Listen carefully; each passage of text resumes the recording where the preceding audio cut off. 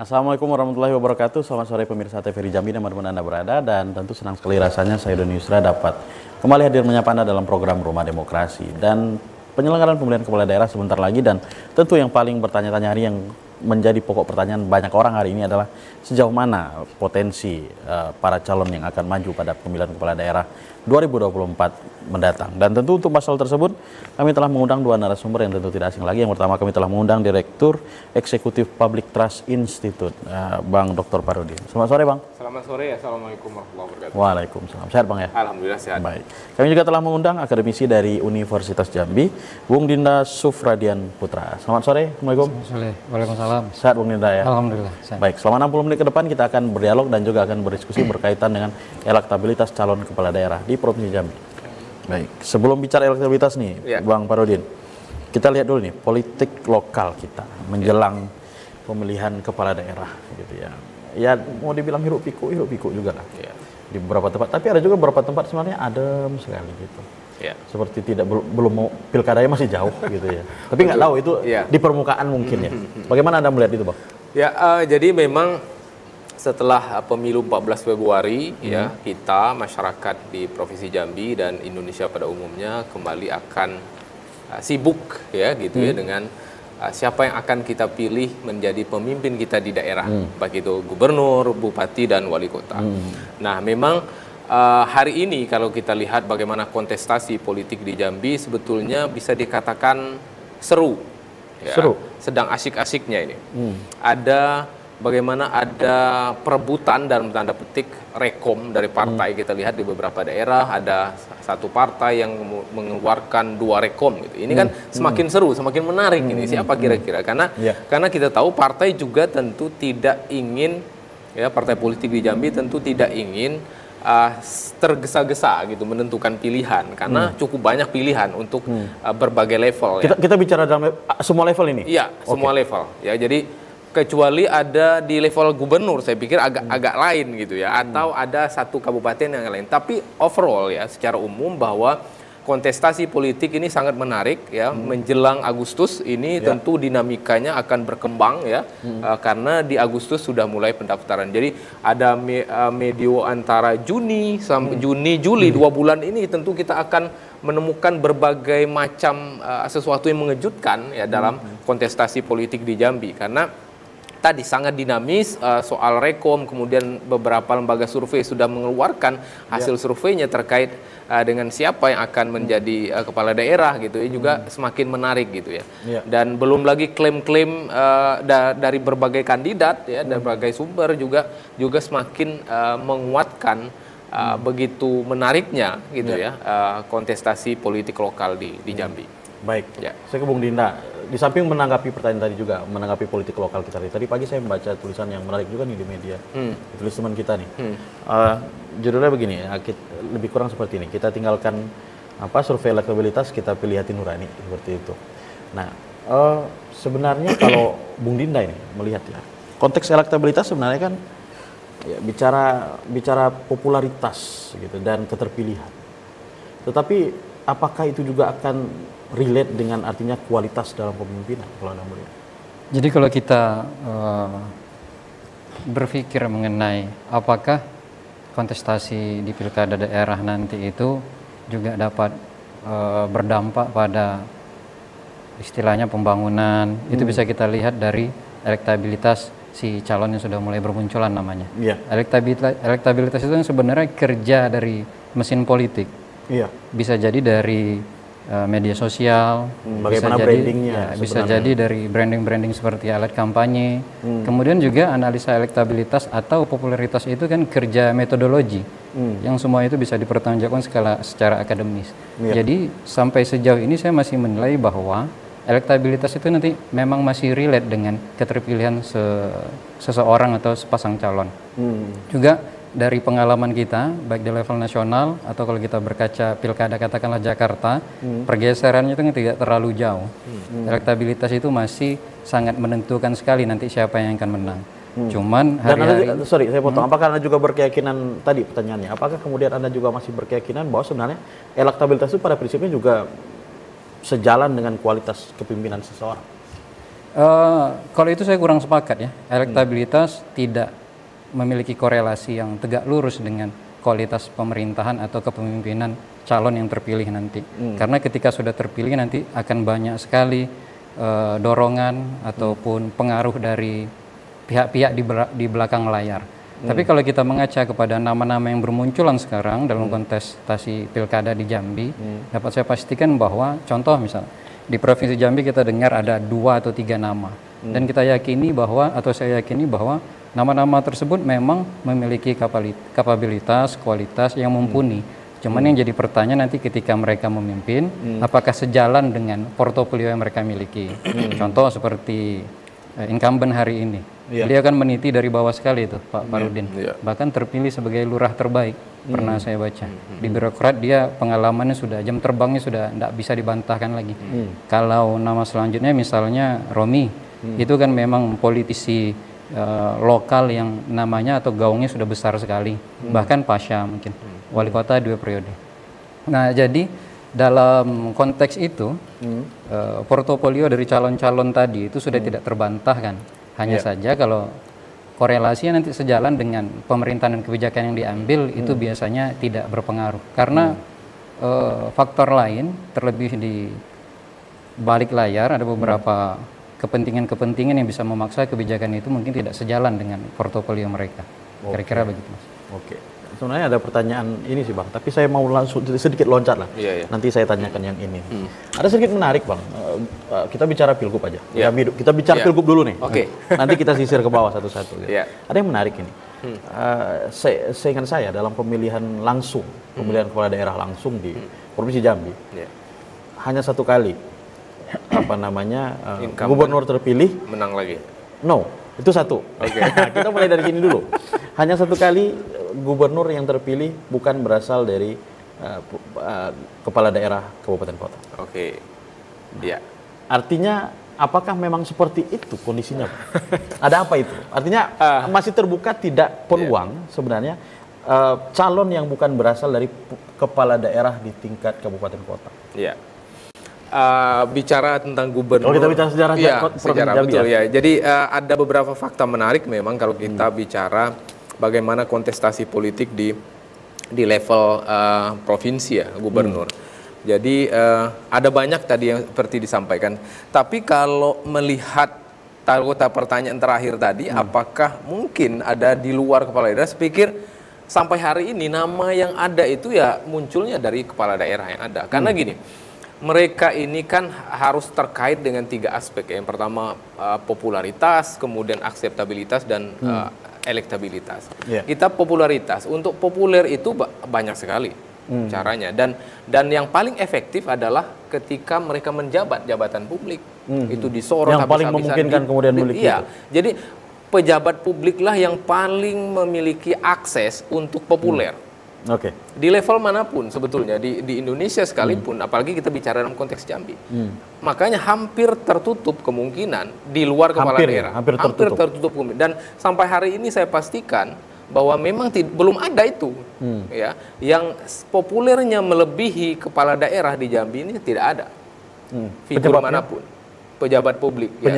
Penyebabnya adalah tadi mereka punya akses yang hampir tanpa batas ya untuk kemudian dipublish, disorot, diamati, ya, diberitakan berbagai media yang muncul secara langsung kepada masyarakat ya mereka itu kepala daerah itu. Coba tokoh lain siapa? Pengusaha misalnya, mereka tentu sibuk dengan usahanya. Kalaupun dia pengusaha, dia juga ternyata pejabat publik juga. Gitu. Artinya apa? Ini bisa dikatakan tertutup kemungkinan, apalagi ada akademisi seperti kita ya, paling tampil-tampil seperti ini untuk level pemimpin daerah, saya rasa, gubernur. Apalagi level pemilihan gubernur, saya rasa untuk profesi lain itu saya pastikan ya tidak mungkin gitu ya sampai hari ini untuk konteks pilgub atau pilkada 2024. Nah, tadi kalau faktornya saya pikir tadi akses untuk tampil di publik itu hampir dipastikan tertutup ya untuk profesi selain pejabat publik. Khususnya kepala daerah. Khususnya kepala daerah. Kalau istilah Bang Jafar dalam dialog kita sebelumnya itu mengatakan ada potensi tapi membutuhkan effort yang lebih besar lagi. Dan itu sangat tidak mungkin untuk hari ini. Untuk waktu yang sudah mepet. Betul. Ya boleh saja sih. Nah, kalau dalam aspek pemerintahan, Bung Dinda, kalau Anda lihat sebenarnya ada dua sisi sih. Satu, memang apakah memang idealnya begitu sih? Misalnya ingin untuk memimpin sebuah provinsi, sebaiknya cobalah memimpin kabupaten dulu gitu. Atau memang harus ada pengalaman-pengalaman seperti itu terlebih dahulu?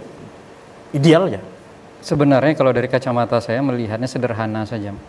Jadi dalam konteks kekuasaan, jadi kekuasaan itu bukan hanya diraih, tapi bagaimana untuk melanggengkannya, bahkan untuk menaik kelaskannya.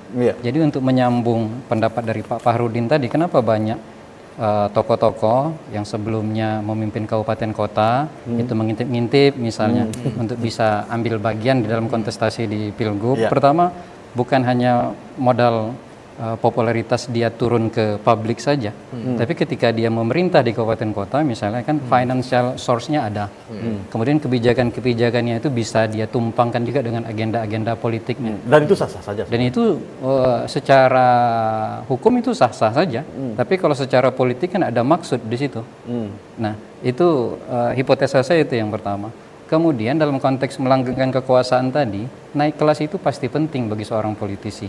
Karena untuk meningkatkan pengaruh kekuasaan, bahkan sekarang kecurigaan saya, dan sekarang sudah mulai terasa juga, ketika dia nanti mungkin akan anaknya. Sekarang kan di Jambi sudah banyak dinasti. Kita baca seperti itu. Misalnya dia sudah 2 periode misalnya di kabupaten. Anda menganggap itu sah-sah saja juga? Secara regulatif? Secara regulasi, karena kan kita mungkin Pak Bang Doni Yusra lebih paham itu. Hukum kita kan mengatur bahwa norma kita kan mengatur yang tertulis itulah yang sebenarnya tidak dilarang ya? Tidak dilarang. Boleh. Tapi kalau dalam etika politik kan kita bisa berdebat di situ. Jadi apa istilahnya, dinamika politik lokal itu sepertinya nanti mulai mengarah ke sana. Terlebih contoh-contohnya sudah kita lihat di level pusat. Jadi nanti tantangan juga, challenge juga, atau mungkin bagi Pak Fahrudin, bagi Bang Doni yang kita latar belakangnya akademisi, kayaknya topik-topik riset kita untuk waktu-waktu yang akan datang sangat menarik. Tapi dikit nih pertanyaan lanjutan nih. Anda lebih sepakat menggunakan istilah dinasti politik atau kaderisasi politik? Kalau saya dari perspektif keilmuan saya harus sportif mengatakan itu memang politik dinasti. Kaderisasi politik, kaderisasi itu kan hanya bahasa lembut yang mengasosiasikan apa istilahnya, mencoba mengganti terminologi dinasti politik. Tapi penekanan itu sampai hari ini belum ada larangan secara hukum kan? Betul. Nah itulah tugas dari kawan-kawan kita di parlemen atau wakil-wakil kita kan. Baik, tadi sudah disinggung Bang Fahrudin sih sebenarnya. Juga menarik Bang. Nanti kita turun ke bawah satu-satu. Kita bicara Pilgub. Menarik nih. Hanya 1 kali juga 2 periode. Di pemilu langsung ya? Ada apa sebenarnya?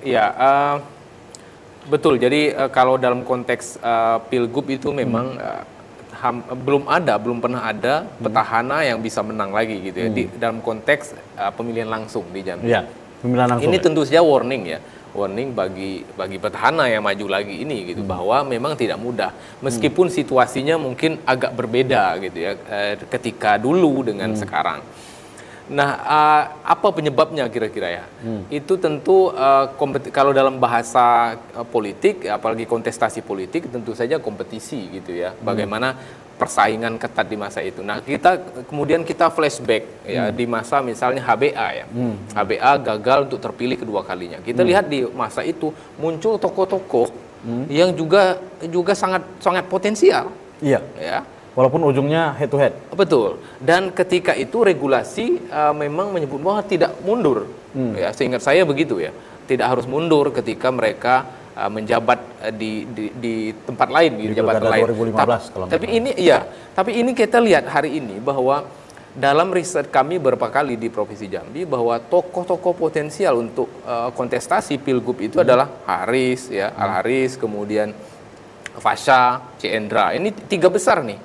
3 besar yang selalu muncul ya. Dan kita lihat nomor 1, nomor 2 hari ini baru saja terpilih menjadi anggota DPR RI. Bayangkan dia baru naik ke level nasional, tiba-tiba harus ditarik jadi, tentu mereka akan memilih itu. Ya. Sehingga yang artinya tersisa, ada pertaruhan besar juga. Betul. Jadi ini yang saya maksudkan bahwa konteks hari ini itu berbeda dengan konteks di Pilbub di masa hampir 9 tahun lalu. Nah, 9 tahun lalu ya, ketika kompetisinya memang ketat, tokoh yang tersedia melimpah banyak gitu ya, dan mereka memiliki peluang yang sama, itu tentu berbeda dengan hari ini. Ya, bagaimana C. Endra dan Fasha baru saja terpilih sehingga kompetisi hanya hampir saja ya, bukan nyaris itu hanya menyisakan Al Haris dengan Romi. Nah, itu akan saya dalami nanti setelah ini. Kita tahan dulu. Pemirsa jangan kemana-mana karena Rumah Demokrasi akan kembali setelah pesan-pesan berikut ini.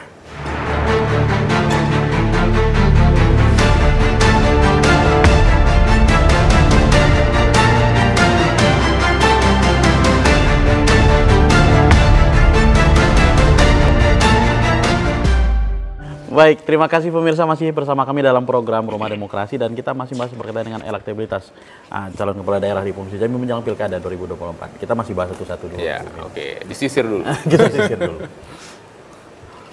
Belum ada yang 2 periode. Iya.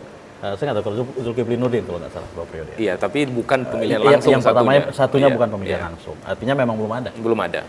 Nah, pertanyaannya Bung Dinda, ada apa sebenarnya? Atau memang Anda sepakat tadi memang pertaruhan besar bagi misalnya jika dikatakan ada kompetitor lain misalnya ya, hari ini sedang terpilih jadi calon anggota DPR RI yang akan ditetapkan.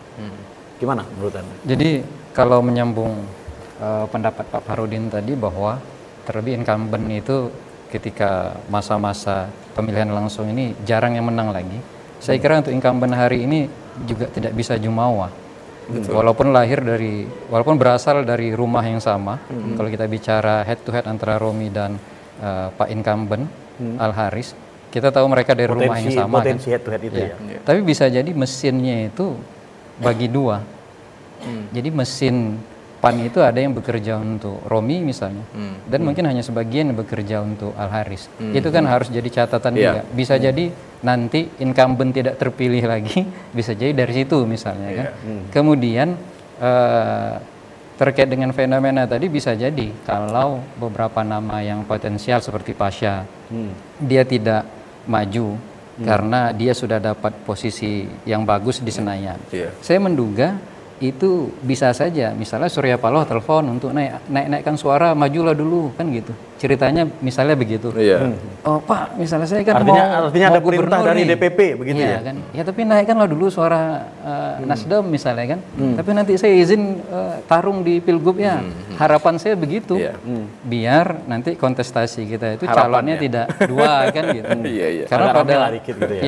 Karena pada posisi hari ini yang menang atau yang di Senayan nanti itu sebenarnya potensial sekali untuk maju berkontestasi di Jambi. Gitu kira. Belum lama ini juga mencuat Bang di Pilgub Jambi. Bisa kita katakan lama di DPR RI. Ketua Sultan Adil misalnya. Muncul juga namanya hari ini. Bagaimana kemudian Anda melihat? Sebetulnya ada tokoh yang tadi betul disebutkan bahwa Sultan Adil, ketua Gerindra provinsi ya, dan anggota DPR hari ini gitu. Mungkin nggak, saya pikir gini,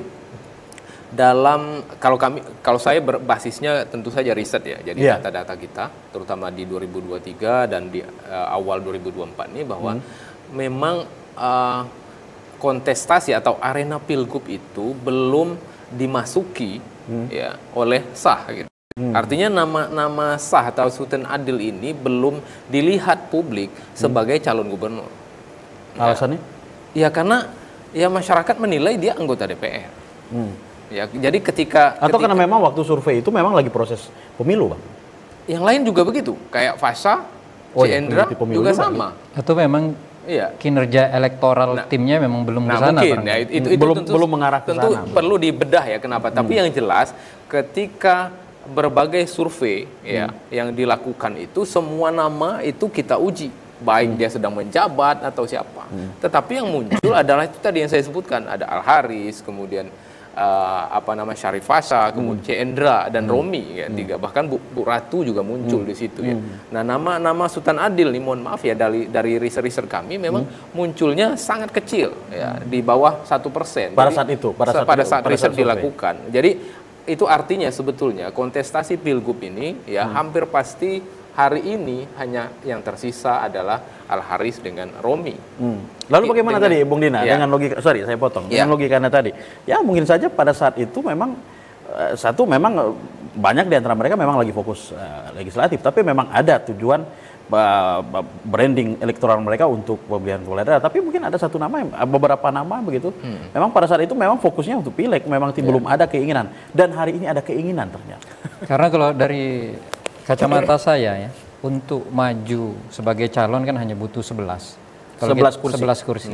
Kalau kita lihat sekarang porsi kursi di DPRD kan ada 5, satu partai itu ada 5 kursi, 6 kursi, yang paling tinggi kan PAN. Jadi sebenarnya peluang untuk munculnya paslon lain itu dari komposisi kursi 2024-2029 itu sangat besar.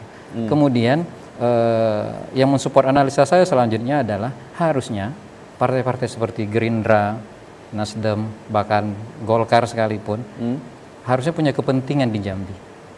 Kenapa punya kepentingan di Jambi? Karena Jambi ini kan sekarang sedang seksi ini Pak. Seksinya Pak, natural resource-nya dalam 10 tahun yang akan datang akan jadi pusat ekonomi baru bagi Jambi. Walaupun isunya bisa dalam aspek ya kita ambil yang positif, kan juga menjadi masalah gitu. Ya, walaupun menjadi masalah kan gitu bagi kerusakan lingkungan. Artinya pertanyaan siapa yang kemudian bisa memanajemen itu? Iya. Saya rasa elit-elit level nasional itu sudah melihat Jambi ini tidak sebelah mata. Dia harus intip peluang. Itu kayaknya seksi. Misalnya katakanlah, ini saya harus agak sedikit disederhanakan bahasanya. Misal, Jambi itu ke depan bakal perekonomian bakal naik itu karena di situ ada batu bara, di situ ada gas, di situ ada ada Petrocina bahkan dan sebagainya. Nah, kita harus ambil bagian di situ. Bisa jadi pembicaraan elit-elit partai seperti dari Gerindra, Golkar atau bahkan PKS, sehingga nanti muncul alternatif calon lain. Karena tadi porsi kursi di DPRD 2024-2029 ini tipis-tipis, jadi 2 saja yang 5 kursi dan 6 kursi sudah cukup. Itu sudah cukup. Jadi di sisi lain saya kira kotak kosong itu tidak mungkin juga. Katakanlah Al-Haris ada pertanyaan itu, ada memborong semua kursi itu. Saya rasa partai-partai lain harus berpikir 2 kali.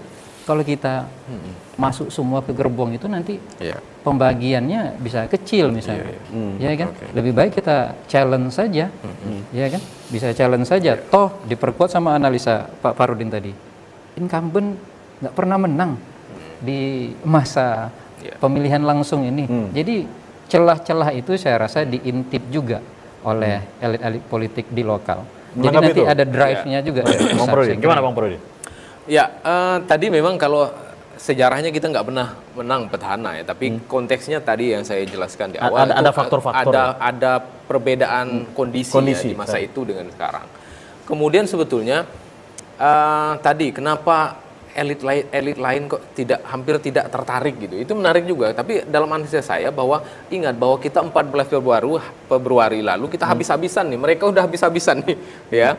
Kok saya pikir mereka juga tidak akan mengambil risiko yang terlalu berat ya, berhadapan dengan petahana, dengan hanya menjadi peserta gitu ya, memenuhi kuota peserta pemilu gitu, bisa pilkada kemudian maju. Saya pikir juga nggak terlalu berisiko seperti itu, karena tadi mereka habis-habisan di pemilu ya 14 Februari yang lalu. Nah, sebetulnya ada kemungkinan dalam beberapa hari yang lalu itu misalnya calon ketiga, ya katakanlah ini Al-Haris, Romi, ada calon ketiga itu Syafrial sebetulnya.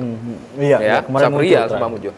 Ini kan bisa jadi kendaraannya adalah PDI Perjuangan. Tetapi kita tahu juga bahwa Syafrial dengan elit PDIP Provinsi Jambi juga tidak akur-akur amat gitu. Jadi ini yang kemudian mementahkan lagi wacana Syafrial ini. Bahkan ada wacana kan Syafrial Prof Hafiz Aima waktu itu ya. Didukung misalnya, dia berharap misalnya dari PDIP, tapi kita tahu PDIP juga sedang gonjang-ganjing nasional seperti itu, kemudian di provinsi juga tidak begitu kuat lagi gitu. Ditambah lagi hubungan Syafrial dengan dengan elit yang hari ini, misalnya Edi Purwanto juga tidak baik-baik amat. Nah, ini kemudian mementahkan lagi wacana 3 calon gitu ya. Jadi yang paling memungkinkan yang menyisakan hari ini ya head to head antara Al Haris dengan Romi, itu dengan asumsi yang tadi Dinda sampaikan bahwa partai-partai yang tipis-tipis tadi, karena beda dengan 2019 ya, itu menggalang kekuatan, membangun kekuatan kedua gitu ya, penyeimbang petahana, bisa saja itu dilakukan. Tetapi saya sampai hari ini masih meragukan itu. Karena apa? Partai-partai habis-habisan di pemilu 14 Februari. Tapi ada yang menarik, Bang. Ya. Ada yang sedikit juga berbeda. Nanti boleh ditanggapi Bung Dinda juga. Ini kita mulai sedikit turun ke bawah ke kabupaten kota ini. Ya. Kalau 2019, kalau kita ingat, 2019 itu nyaris calon-calon yang muncul itu adalah para bupati dan 2020 itu para bupati yang sedang bupati wali kota menjabat, terlepas mereka jadi maju atau tidak belakangan hari gitu ya. Dan bisa jadi mantan bupati dan wakil atau wali kota yang sudah demisioner. Dan di pemilu 2024 tidak seperti itu. Betul. Kita lihat banyak kemudian hari ini bupati yang akhirnya sudah demisioner. Dan ada yang masih menjabat, tapi juga tidak menyatakan akan maju. Apa yang berbeda di 2024? Itu pertanyaannya, Bang. Ya, itu tadi. 2020 ya kita pilkada. 2020 kita pilkada ya. 2020 itu kan waktu itu kami menyebut bahwa 2020 itu startnya itu sama. Karena mulai dari nol. Iya, mulai dari nol semua. Ya, karena Pak Fahrori, mohon maaf waktu itu kan memang tidak begitu kuat dan posisi PAW waktu PAW itu. Juga dan banyaklah kasus itu ya. Jadi bisa dikatakan 2019 itu startnya itu sama, kita mulai dari garis start yang sama. Ya, artinya apa? Kompetisinya bebas. Nah, pada saat itu, iya 2020. Beda dengan hari ini. Ya, berbeda dengan hari ini. Bagaimana ada petahana yang silakan cek dari berbagai macam sumber survei ya, menunjukkan beliau ada di posisi teratas ya.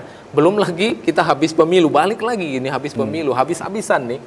Kita ingat bahwa untuk maju itu bukan dana yang tidak sedikit ya. Jadi sangat besar dan itu pasti sudah dipertimbangkan matang oleh elit-elit nasional. Dan ingat juga bahwa ada kemungkinan bahwa koalisi di tingkat nasional itu akan juga ditarik di provinsi atau di daerah. Kita lihat hari ini sudah mulai bermunculan itu ya, antara partai A dengan partai B. Saya pikir itu. Tapi boleh juga sih sebenarnya 2015 kalau nggak salah petahana juga elektabilitasnya tinggi ya. Begitu. Saya ke Bung Dinda gini. Apa yang kemudian gejala yang Anda lihat, Bung Dinda? Banyak kemudian bupati, wali kota dan juga mungkin ya yang sudah demisioner juga itu justru tidak muncul hari ini. Karena mungkin sumber daya politiknya sudah berkurang. Kemudian dia tidak berada di ombak yang sama lagi. Justru yang saya lihat hari-hari ini yang memungkinkan itu bisa saja datang dari PJ nanti. Kalau kita lihat di Muaro Jambi, itu Bahyuni itu kan cukup lama menjadi PJ.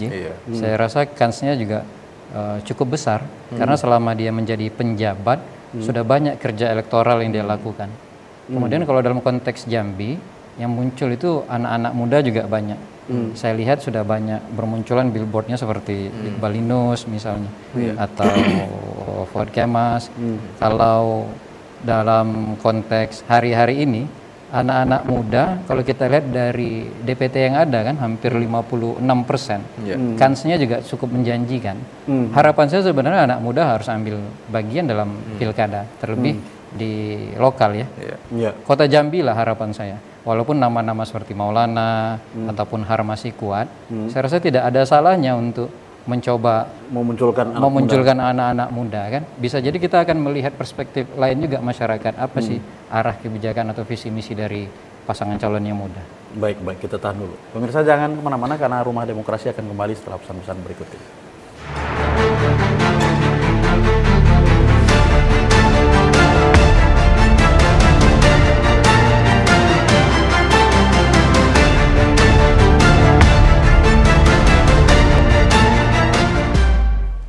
Baik, terima kasih pemirsa masih bersama kami dalam program Rumah Demokrasi dan kita masih bahas berkaitan dengan elektabilitas calon kepala daerah di Provinsi Jambi. Nanti kita akan turun lagi nih ke kabupaten kota.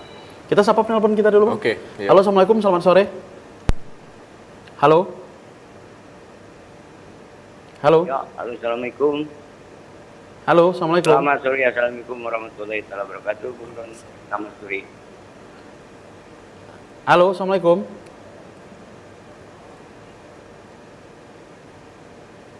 Halo, apakah masih Ya, terhubung? halo Bung Doni. Ya, silakan, Pak Yudi. Ya, terima kasih Bung Doni ya. Ya, Terdengar suara saya, terdengar. terdengar dengan jelas. Ya, baik, baik, baik. Ya, Ya. Saya sedikit menyapa dulu Bung. Maaf. Ya, Bung Farudin ya dan Bung Dinda. Salam sehat dan salam bahagia ya. Amin, kita amin. amin. semua untuk menyongsong pilkada ini. Ya. Jadi memang kalau kita mundur sedikit saja pasca pilpres dan pileg ya, itu dinamakan pemilu. Gitu. Jadi setelah itu ya kita saat ini sedang menghadapi pilkada, dan menghitung bulan kayaknya ya. Jadi memang kalau kita lihat negaranya pemilu ya tetap orang itu saja sampai ke tingkat desa, dan juga masyarakat pemilih itu juga. Nah, kembali ke judul ini memang untuk gubernur ya khususnya, ini memang agak sedikit tidak tertarik ya, karena orangnya itu saja sudah kita bahas.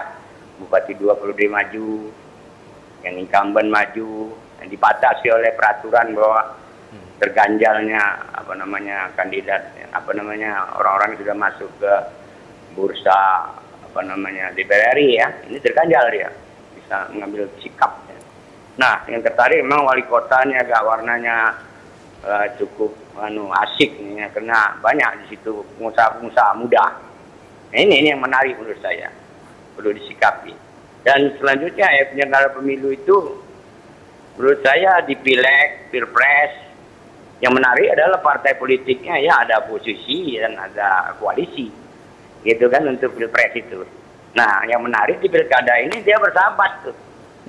Bersahabat, pasti bersahabat. Gerindra dengan PDIP dengan Demokrat dengan siapa lagi yang dulunya beroposisi. Akrab dia sekarang untuk mengusung kandidatnya maju ke depan. Artinya persoalan lama sudah hilang lah, artinya bersahabat dia sudah. Itu politiknya.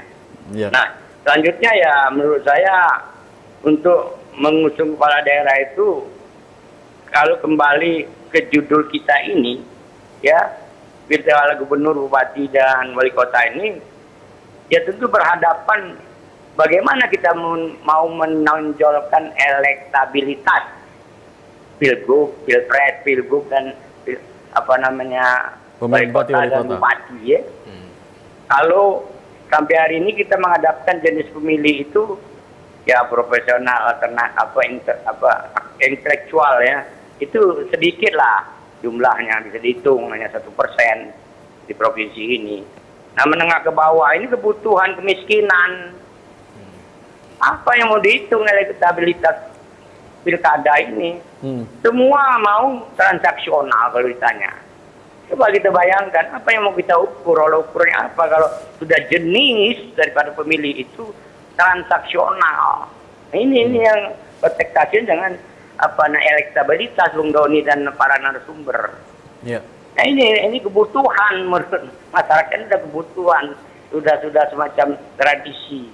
Nah, pemilih instruksional berikutnya, jadi kepalanya dipegang itu, buntutnya nurut. Nah, siapa yang punya duit ya kepalanya dipegang. Baik. Terakhir pemilih militan. Baik. Jenis-jenis ini yang merusak elektabilitas. Baik. Jadi jenisnya sedikit militan ini. Baik. Jadi kesimpulannya politik ini masih seksi dan tinggi. Baik, sepertinya terputus. Baik, kita langsung tanggapi ini. Tapi sebelum itu Bang, saya ini yang tadi sempat saya pending justru dari awal nih. Tadi Anda mengatakan bahkan ada partai yang kemudian mengeluarkan 2 rekomendasi. Makanya saya tunggu nih momen kita sedikit turun ke bawah ini. Ada apa sebenarnya justru tingkat kabupaten kota? Atau memang lagi menggunakan istilahnya tadi, memang sama-sama mulai dari nol begitu? Memang salah satu yang menarik tadi di awal saya sebut bahwa ada rebutan rekom partai, terutama di level pilwako dan pilbub ya. Karena untuk pilgub saya pikir nggak hiruk pikuk ya, tidak semenarik di bawah. Tidak seramai. Tidak seramai. Menarik tetap menarik. Ya, ini tentu ada beberapa faktor yang kemungkinan ya mungkin terjadi bahwa tadi kompetisinya sangat kompetitif. Ya, artinya sosok yang akan bertarung ini dianggap nyaris selevel gitu ya, setara gitu dalam setara yang nyaris sama. Sehingga partai butuh kepastian ya tokoh ini melalui hasil survei saya lihat gitu ya, sehingga mereka kemudian menerbitkan rata-rata dua rekom untuk dua calon yang dianggap kuat atau dominan potensial di daerah, sehingga mereka tidak mau terburu-buru menentukan pilihan ke si A atau si B gitu ya, tapi butuh waktu dulu, misalnya mereka mendasarkan pada hasil-hasil survei. Nah, saya lihat itu, jadi kompetisinya jelas di level kabupaten kota ini. Ini tentu berbeda dengan di tingkat provinsi ya, sehingga kemudian banyak partai, misalnya PAN kalau di kota, kalau PAN misalnya sudah selesai ya, bahkan ada 2 juga katanya. Kemudian Demokrat hari ini misalnya ada polemik juga di Merangin, ada dua rekom. Kemudian PAN juga di Kerinci, kemudian di Muaro Jambi juga rata-rata 2 gitu ya. Apakah itu menggambarkan sebenarnya partai belum yakin nih mau kemana? Ya pasti partai belum yakin. Yang kedua, memang tokoh-tokoh yang muncul itu hampir setara. Selevel mereka, misalnya di Muaro Jambi, kita sebutlah di Muaro Jambi, Bu Masnah dengan BBS, Bambang Bayu Suseno, itu dalam beberapa riset kami memang 2 yang paling kuat di Muaro Jambi, sehingga dan dua-duanya orang PAN gitu ya, sehingga PAN juga tidak mau berisiko terburu-buru menentukan Bu Masnah atau BBS, mereka berkompetisi dulu ya di masyarakat menentukan siapa yang terbaik. Jadi PAN ini itu dari riset Putin itu? Ya, dari riset kami di Putin bahwa memang PAN misalnya atau partai politik lain itu silakan kalian berkompetisi menunjukkan siapa yang terbaik, baru kemudian kami beri SK gitu ya. Begitu juga misalnya di Merangin ya, partai PAN atau Demokrat di Merangin juga begitu ya. Ini artinya ke satu sisi memang partai politik belum yakin betul dengan sosok yang akan diusung. Ya, kemudian yang kedua tokoh-tokoh ini memang selevel di daerah. Meskipun sebetulnya kalau dalam banyak kasus ketika waktunya sudah mepet seperti ini, harusnya memang rekom itu sudah pasti satu orang. Tapi ini berbeda. Ini yang menariknya. Kalau tadi Bang, sebelum ke Bung Dinda, bagaimana kemudian kita turunkan ke bawah lagi nih. Bagaimana dengan kemudian kans, bisa kita katakan anak lah, kita langsung pakai bahasa yang lebih to the point nih. Betul. Anak tokoh-tokoh politik kita udah level provinsi gitu. Karena kita lihat di beberapa tempat justru dalam hasil pemilihan legislatif perolehan suara mereka juga luar biasa loh. Gimana Bang?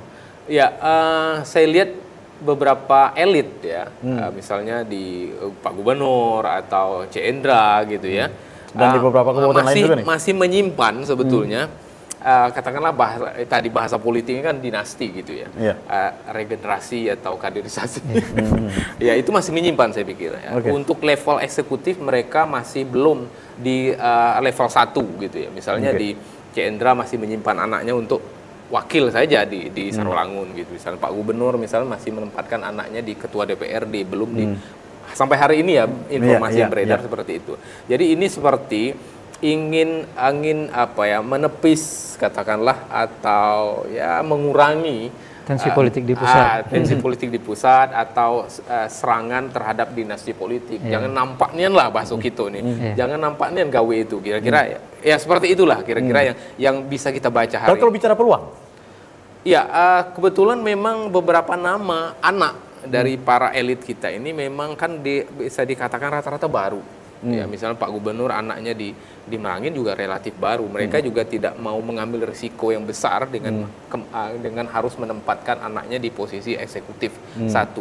Kemudian ini juga seperti ingin menempa mereka untuk terbiasa dengan aktivitas-aktivitas publik dengan menjadi ya legislatif saja dulu gitu. Meskipun ada yang jadi ketua juga kemungkinan gitu kan. Artinya saya melihatnya seperti itu, meminimalisasi potensi serangan dalam tanda petik terhadap dinasti politik yang jangan nampak nian ya, kira-kira gitulah bahasa kitanya. Kita sekaligus menanggapi ini, Bung Dinda, menelpon kita. Tadi mengatakan kemudian ya anak-anak muda lah yang memang ya sekalipun tadi juga penelpon kita mengatakan ya mungkin ya bakal calon yang muncul ini sudah muncul lah. Tetapi ya Anda juga sempat membahas tadi ya, potensi anak muda juga ada ya. Gitu. Gimana menurut Anda? Kalau kita lihat cek portofolio dari katakanlah yang di Jambi ya, untuk Pilwal Kota Jambi, beberapa anak muda itu kan merepresentasikan pengusaha.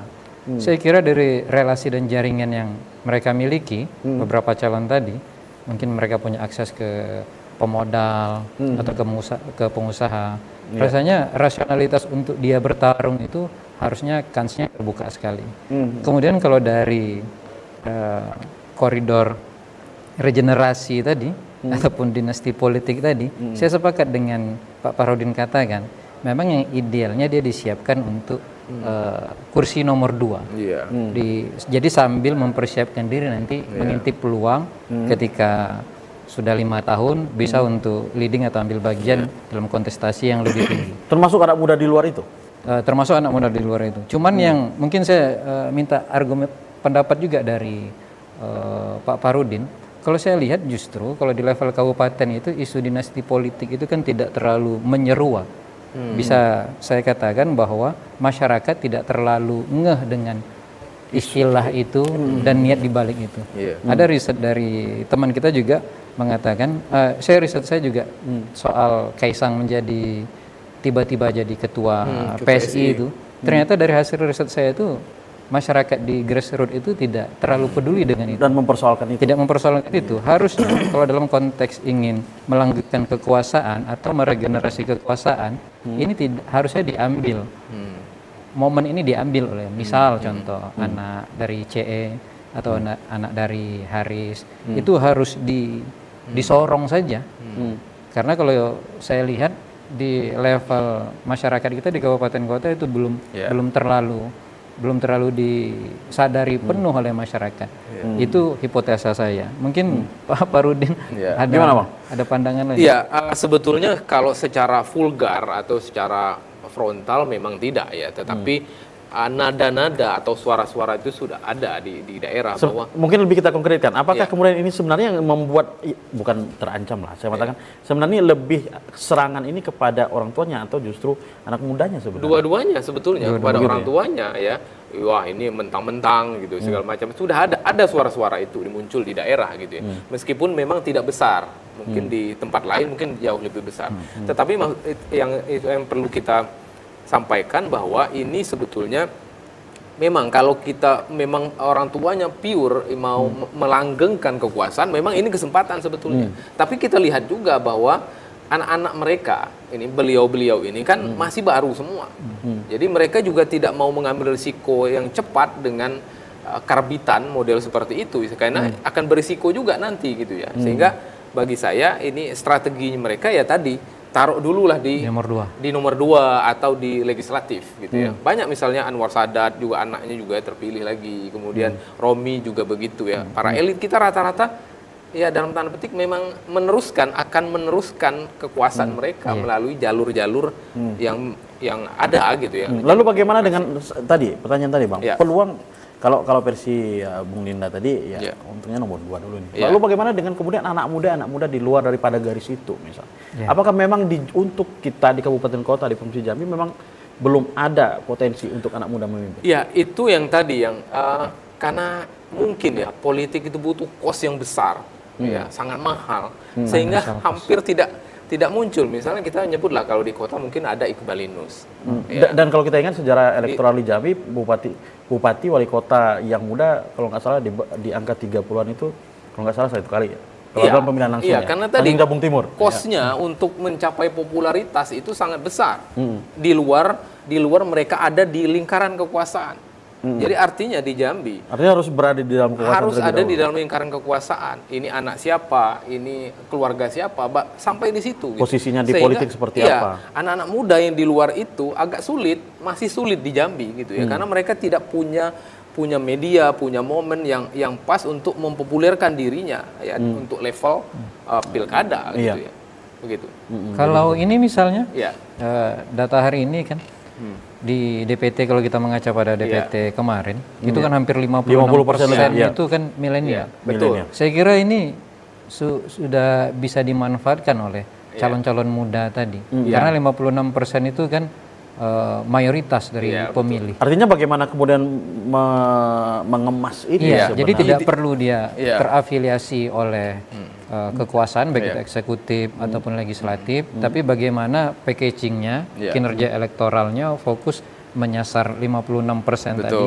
Saya kira kansnya cukup besar. Idealnya memang ketika DPT anak muda besar, harusnya dia mendukung anak muda juga. Idealnya begitu. Tetapi ingat bahwa tipologi atau karakter pemilih di Jambi itu sangat mengandalkan figur. Tadi juga dibahas Pak Yudi tadi figur. Mengenai pemilih. Bagaimana figur itu di antara faktor esensial dipilihnya seseorang. Dia ini anak siapa? Dia ini figurnya berdasarkan apa?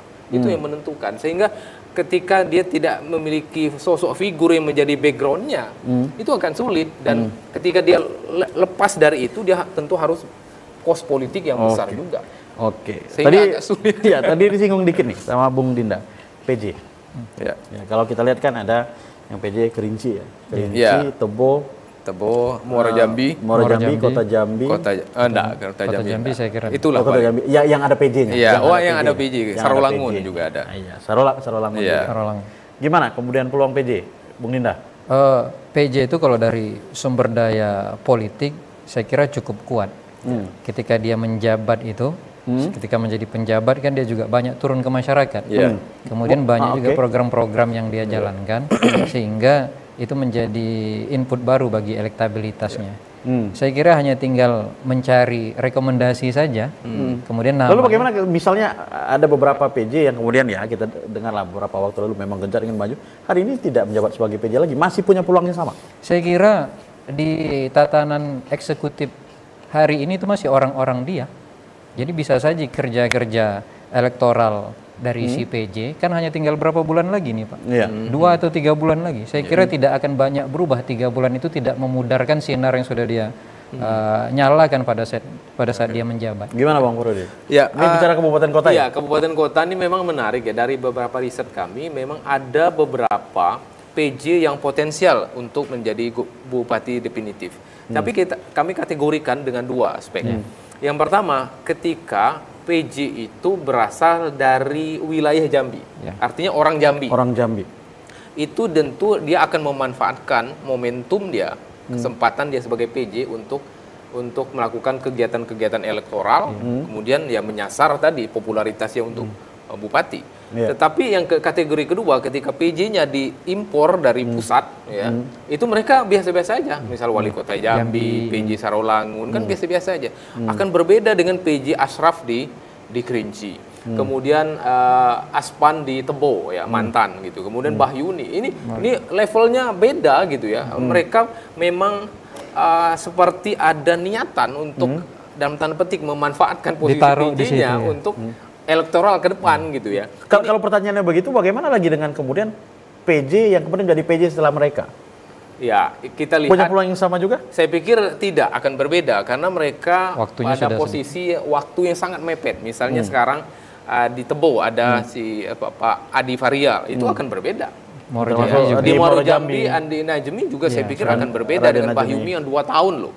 Ini kita ada di level yang berbeda dan di tempat yang berbeda. 2 tahun itu setengah periode. Kita tahan dulu. Pemirsa jangan kemana-mana karena Rumah Demokrasi akan kembali setelah pesan berikut ini untuk segmentasi terakhir.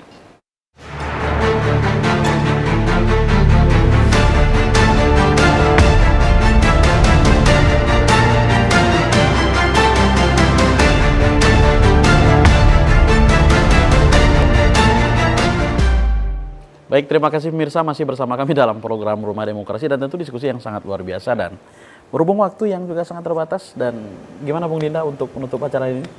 Jadi sebagai seorang akademisi kami juga punya tanggung jawab imperatif untuk memberikan edukasi kepada masyarakat.